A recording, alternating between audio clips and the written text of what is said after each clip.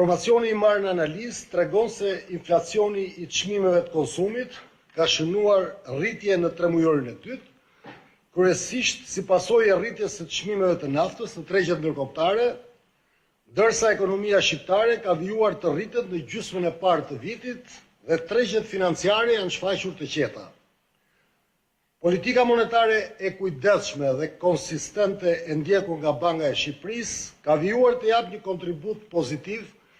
nëpërmjet ruajtjes së stabilitetit monetar dhe krijimit të kushteve financiare të përshtatshme për zhvillimin e qëndrueshëm ekonomik të vendit.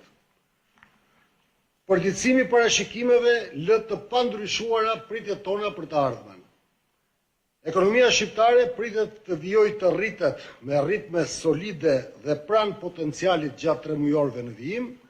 ndërsa inflacioni pritet të rritet lehtësisht mbi objektiv në gjysmën e dytë të vitit